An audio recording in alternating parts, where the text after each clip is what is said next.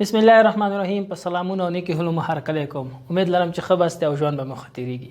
د پروګرام نن بیا سره ستاسو قربه عبدالحق یار ستاسو په درانه چوپړ کې حاضر دی. قدرمن لیدونکو، د خان عبدالغفار خان باچا خان چې د فخر افغان په نوم مشهور دی، د هغه په اړه مې لږ راپور چمتو کړی دی چې ستاسو پام ورته راګرځوم.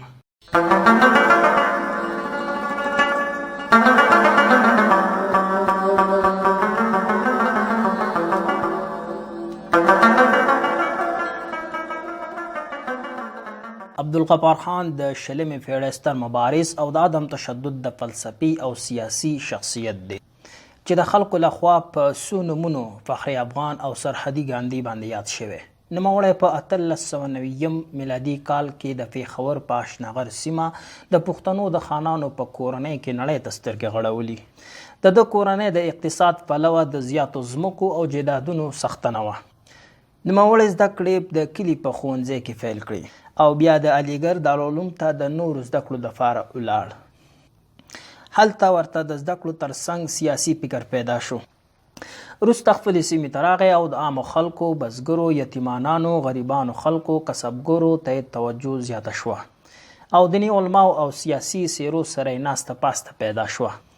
په 1919 میلادي کال د افغانستان د استقلال وروسته کابل ته راغی او څنګه چې د کابل نه ولاړ، د ازادۍ یو لویه انګازه یې له ځانه سره یوړه. هم هغه وه چې په 1921 میلادي کال کې د انجمن اصلاحي په نوم یو ټولنه د خلکو د یووالي، ناسمو رواجونو او د ورکولو او د یو سالم سیاسي شعور د ویښولو په موخه جوړه کړه او د عدم تشدد په اساس یې خپل فعالیتونه پیل کړل. باچا د عمل او د نظر خاوند و. په خپل سیمه کې دینی او عصري زده کړو لپاره د خلکو په ذهنونو کې زغنده غونډه واخیسته او د خپلې ټولنې لخوا د پښتون په نامه یو اونیزې خپرېدل هم پیل کړل.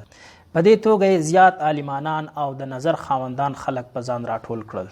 د به ویل د خلکو خدمت د خدای خدمت دی. په دې ډول کور په کور او کلی په کلی وګرځید او د خلکو د ناپوهۍ او د انګریز په وړاندې مبارزې ته یې وهڅول.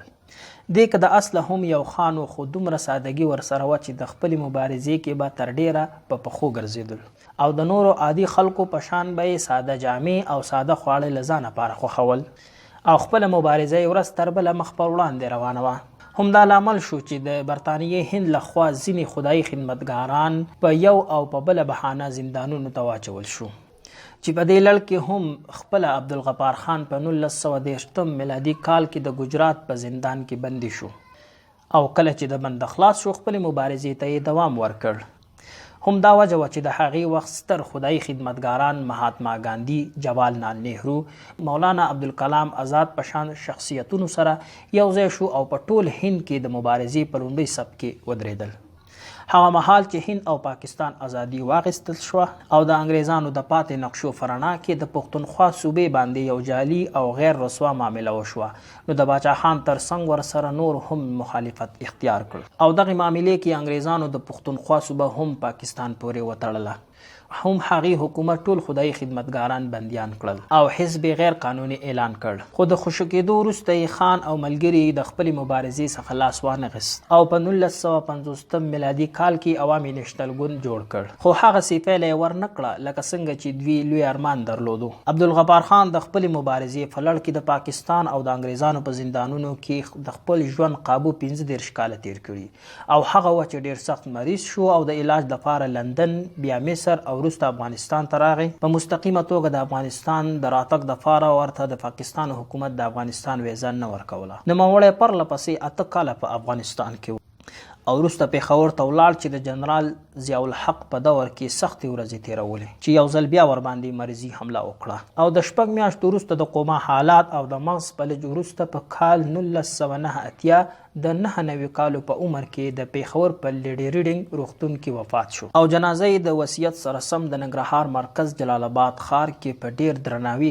خاورو ته وسپارل شوه. باچا خان نه یوازې د پښتنې ټولنې دپاره هڅې کړې بلکې د هند، پاکستان او بنګلادیش د وګړو سره هم انساني غږ راپورته کړی و. همدا وجه وه چې د ټول هیوادونو خلک ورته ځانګړی احترام لري. همدا وجه وه چې هند نه ورته د ولسمشري څوکۍ غوښتنلیک لیږل شوی و. د یادونې وړ ده چې باچا خان ته په 1904 1980 میلادي کال کې د نوبل نړیوالې جایزې باندې هم نازول شوی و. باچا خان ته د هند لخوا بهارت رتنا چې تر ټولو لویه او ملي جایزه ده ورکړل شوې ده او د افغانستان پخوانی پاچا غازي امان الله خان لخوا ورته هم د ویاړ لقب ورکړل شوی دی او د وروسته د افغانستان جمهور رئیس سردار محمد داود خان لخوا ورته هم د افغانانو د ملي مبارز او د مفقر جایزه ورکړل شوې ده.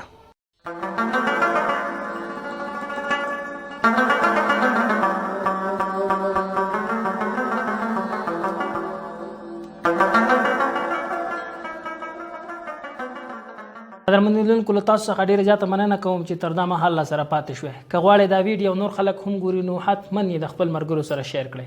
تر بیا مو په الله سپارم.